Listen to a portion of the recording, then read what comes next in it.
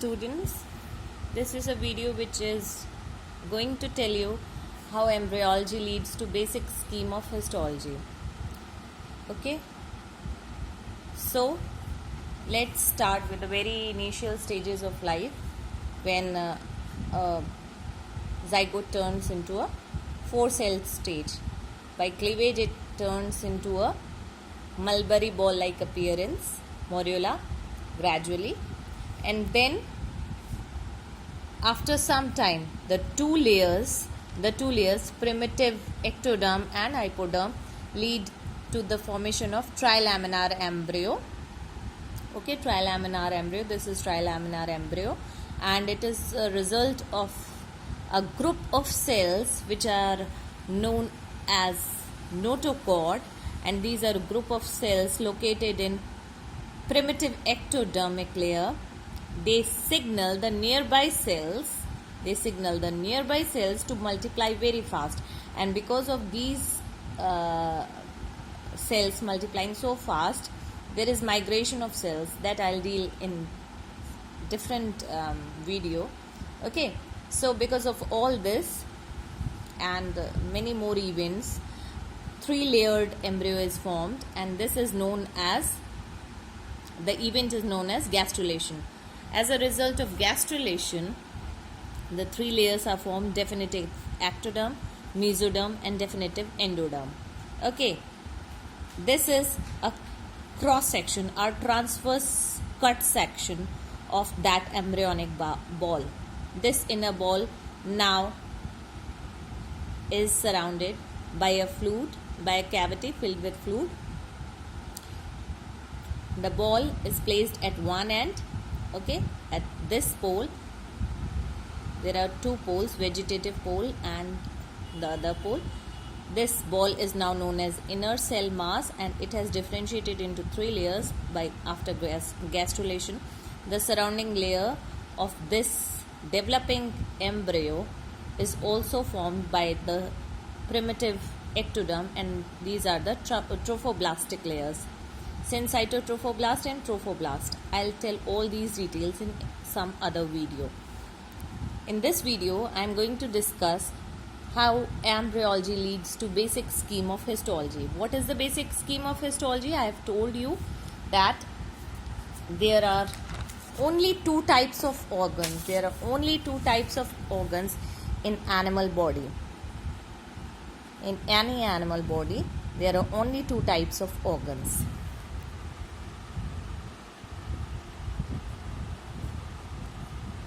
Either they are solid or they are tubular. Think of any organ in the body. It can be either solid or tubular, as I've told many times. And solid organ, for example, liver, pancreas. Okay, tubular organ, trachea, intestine, uterus, any organ. Okay, any organ you think. Lung is definitely not a solid organ. Okay, ठीक है. In a video which will describe respiratory system, there I'll show you how lung is a tubular organ.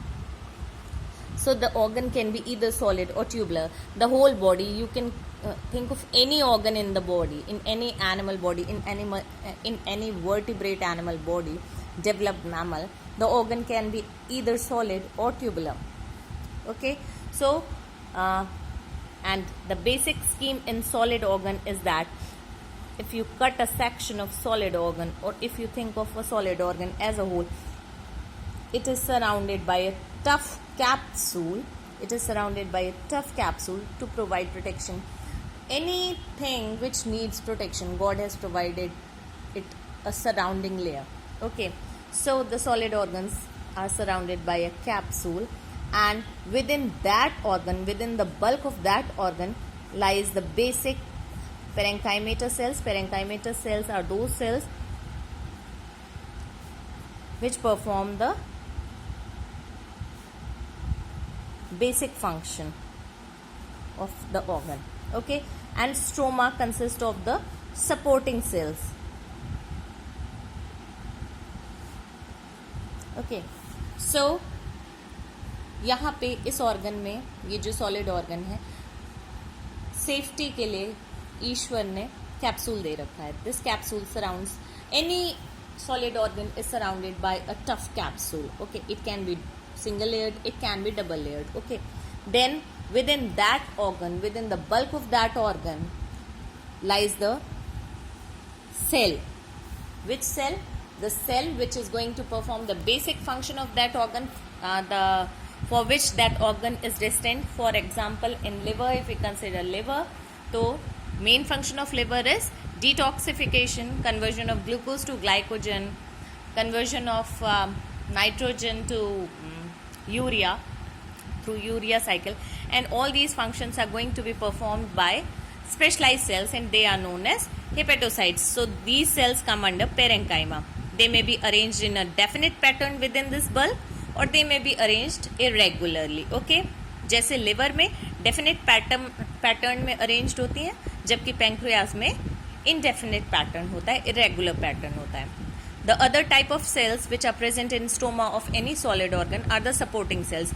अब जो cells parenchymatous cells हैं, उनको भी oxygen चाहिए, उनको भी न्यूट्रिशन चाहिए, उनको भी नर्व सप्लाई चाहिए. तो ये काम करेंगी स्टोमल सेल्स. ये स्टोमल सेल्स यानी इनमें सपोर्टिव नेचर है. तो दे सपोर्टिव नेचर कौन सी टिश्यू करती है? कनेक्टिव टिश्यू करती है.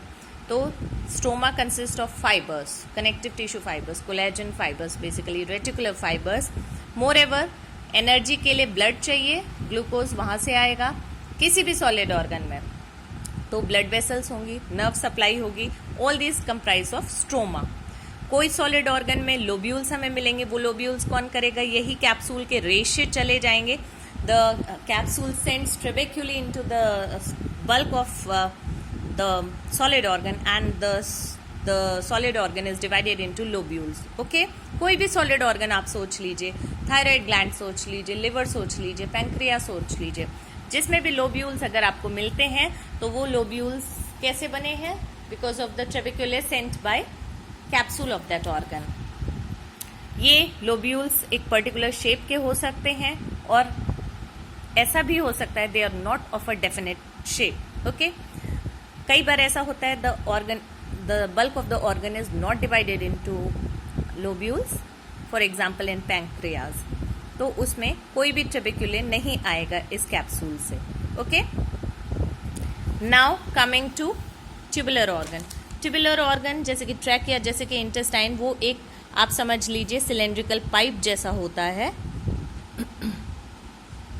सिलेंड्रिकल पाइप जैसा होगा तो इसका मतलब इसके अंदर एक ल्यूमन है. दिस इज ल्यूमन, और उस ल्यूमन को सराउंड करता है एक वॉल, सराउंड करती है एक वॉल. ओके, कोई भी किसी भी ऑर्गन को आप सोच लीजिए जो ट्यूबुलर हो, be it intestine, B it bronchi, B it uterus, कोई भी ऑर्गन ले लीजिए, किसी भी सिस्टम का सोच लीजिए, बी इट GIT ऑर्गन, जैसे कि ओरल कैविटी को भी आप सोचेंगे, that is also a tubular organ because it has no blind end. Okay बच्चों, तो ट्यूबुलर ऑर्गन मीन्स एक पाइप जैसा ऑर्गन जिसका कोई एंड क्लोज ना हो.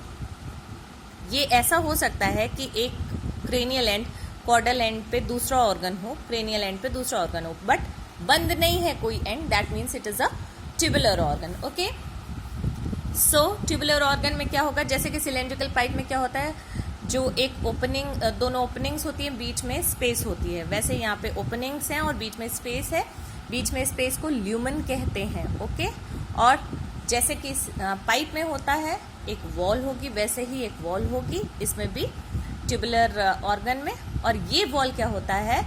कई लेयर से बनी होती है. अब इस वॉल का अगर हम एक छोटा सा हिस्सा लेकर देखते हैं माइक्रोस्कोप में, we find that this wall, this small piece, और एज अ होल आप सोच लीजिए, जो भी है ये जो वॉल है पाइप की, ये जो ट्यूबुलर ऑर्गन की वॉल है, ये कई लेयर से बनी है. 1, सपोज दिस इज ल्यूमन, 1, 2, 3 एंड 4. सबसे नजदीकी कहलाती है tunica mucosa, followed by tunica submucosa, then tunica muscularis, and then tunica serosa. ठीक है, अब ये सारी लेयर्स इसमें प्रेजेंट होती हैं ट्यूबुलर ऑर्गन में।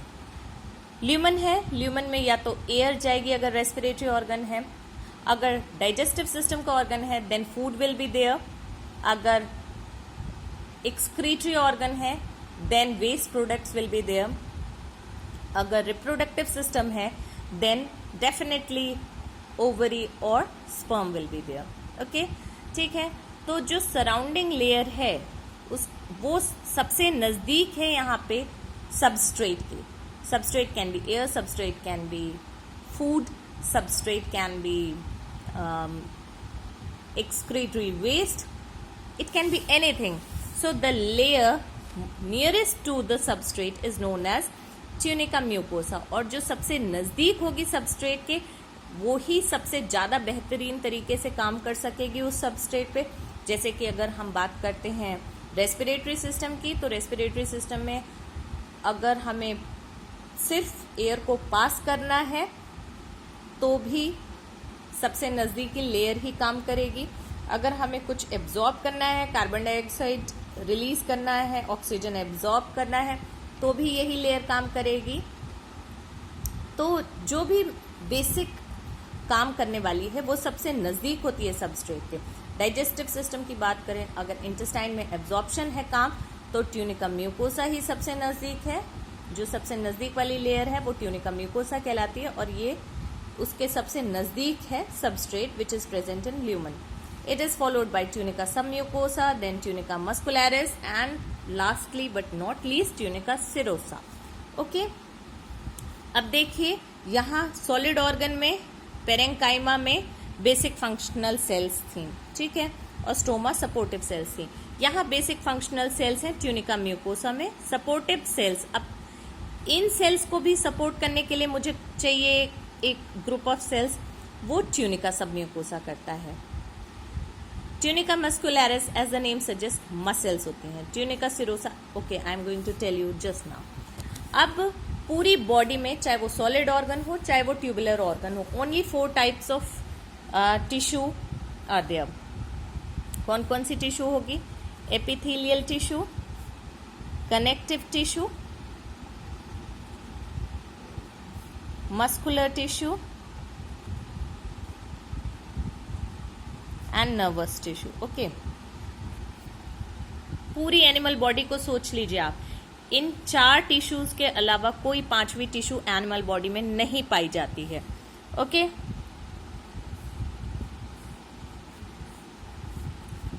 क्लियर? एपिथेलियल टिश्यू की खास बात यह है कि ये सबसे सिंपलेस्ट भी है, और इसीलिए ये अपना शेप, इसके बहुत तरह के शेप्स होते हैं। That's why it is the basic functional tissue. Connective tissue, as the name suggest, it connects to different types of tissues, moreover it supports the basic functional tissue. Muscular tissue का basic characteristic होता है ये expand कर जाएगी and it can contract, ठीक है, तो ये मूवमेंट में मदद करेगी। नर्वस टिश्यू का बेसिक कैरेक्टरिस्टिक है कि it is excitable. Okay, it can respond to any chemical change, it can respond to any change in external environment.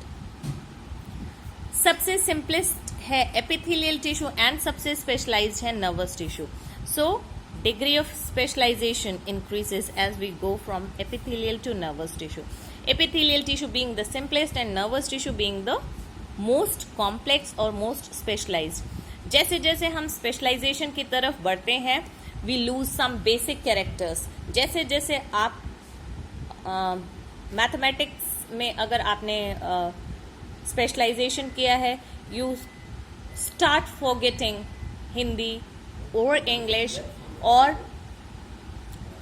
language subjects. If you specialized in arts, you start forgetting science subjects.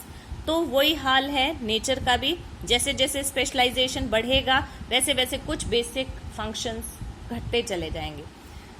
That's why nervous tissue is incapable of regenerating itself with few exceptions, mind it students, with few exceptions I am saying. Exceptions are everywhere in this universe. Okay, epithelial tissue सबसे simplest है, सारे characters मौजूद होते हैं इस tissue की जितनी भी सेल्स हैं. Nervous tissue is the most specialised cell, that's why it has lost its capacity to regenerate. Okay, तो epithelial tissue is the simplest, so it can do anything, यानी ये सारे काम कर सकती है. तो क्योंकि ये सारे काम कर सकती है इसीलिए इसने पेरेंकाइमेटस सेल्स की जगह ले ली. सॉलिड ऑर्गन हो या फिर ट्यूबुलर ऑर्गन हो, be it a solid organ और be it a tubular organ, parenchymatous cells are formed by only epithelial tissue. These epithelial cells are then supported by connective tissue cells. Connective tissue cells ऐसी होती हैं जो connect कर सकें. तो इनके अंदर क्या होना चाहिए? सेल्स ऐसी होनी चाहिए जिनमें फाइबर्स हों, जिनमें प्रोसेसेस हों, तभी ये कनेक्शन कर पाएंगी एक सेल से दूसरी सेल तक और एक टिश्यू टाइप से दूसरी टिश्यू टाइप तक. ओके, मस्कुलर टिश्यू ये ऐसी होती है कि ये एक्सपैंड कर सके एंड कॉन्ट्रैक्ट कर सके to enable movement. Nervous tissue I have told you it can respond to external change और स्टिमुलाई. तो it is a very specialized cell. It has several processes in a small cell body and a long process, and that will be dealt in some other video. Okay, अभी हम आपको embryology का connection histology से बता रहे हैं, तो we are going to concentrate on this topic only. अब epithelial tissue can be squamous, cuboidal और कोलमनार. अब स्क्वैमस, क्यूबॉइडल और कोलमनार की बात करें. Squamous is the simplest spindle shaped cell with a centrally placed nucleus lying on a basement membrane. Basement membrane are formed by the secretions of epithelial cells and connective tissue cells. Okay, cuboidal cells कैसी होंगी? Cube like होंगी with a round nucleus centrally placed. And columnar cells कैसी होंगी? थोड़ा column like होंगी and the nucleus is elongated but towards the base. Transitional, pseudostratified are other types of epithelial cells which I'll deal in detail in some other video. Okay, so अब क्या है, parenchymatous sales यही बन सकती हैं क्योंकि जैसे मैंने बताया ये सारे काम कर सकती हैं. बात करें जैसे सबसे सिंपलेस्ट है स्क्वैमस सेल, फ्लैट होती है, स्पिंडल शेप्ड होती है, फ्लैट होती है, चपटी होती है, तो ये लाइनिंग बना सकती है. लाइनिंग बना सकती है इसलिए ये वहाँ मौजूद होगी जहाँ सिर्फ पैसेज करना है. जो भी ल्यूमन में सामान है उसका सिर्फ पैसेज अगर मुझे करना है, सिर्फ एक जगह से दूसरी जगह पहुँचाना है, तो ये वाली सेल मेरे को सही है. That means it is going to line all the blood vessels. Blood vessels में क्या करना है, सिर्फ ब्लड को एक जगह से दूसरी जगह पहुंचाना है. तो यहाँ की ट्यूनिका म्यूकोसा, जिसको हम ट्यूनिका म्यूकोसा नहीं कहते हैं, ट्यूनिका इंटिमा कहते हैं ब्लड वेसल्स में, which I have told you in my video on cardiovascular system. तो वहाँ पे स्क्वैमस सेल्स मिलेंगी. स्क्वैमस सेल्स बेसिक लाइनिंग बनाती हैं. जहाँ पे भी बेसिक लाइनिंग बन रही है, कवरिंग बन रही है, वहाँ पे स्क्वैमस सेल्स मिलेंगी क्योंकि वहाँ सिर्फ पैसेज करना है. इनको सबसे सिंपलेस्ट होना चाहिए. जहाँ सिर्फ फिल्ट्रेशन होना है वहाँ पे भी स्क्वैमस सेल्स मिलेंगी. कमिंग टू क्यूबॉइडल सेल्स, यहाँ पे डिग्री ऑफ स्पेशलाइजेशन ऐसे है, स्क्वैमस टू कोलमनार. स्क्वैमस से ज़्यादा स्पेशलाइज्ड हैं cuboidal cells. Cuboidal cells can secrete also in addition to forming the lining. तो जहाँ पे सिक्रीशन है रोल, जैसे कि स्टमक में सिक्रीट करना भी जरूरी है. ग्लैंड्स में secretion is the basic function in addition to forming the innermost lining of any organ. वहां पे हमें पेरेंकाइमेटस सेल क्यूबॉइडल ही मिलेगी. जिन ऑर्गन्स में लाइनिंग के साथ साथ एब्जॉर्प्शन भी करना है और सिक्रीशन भी करना है, for example in intestine, there columnar cells will be found.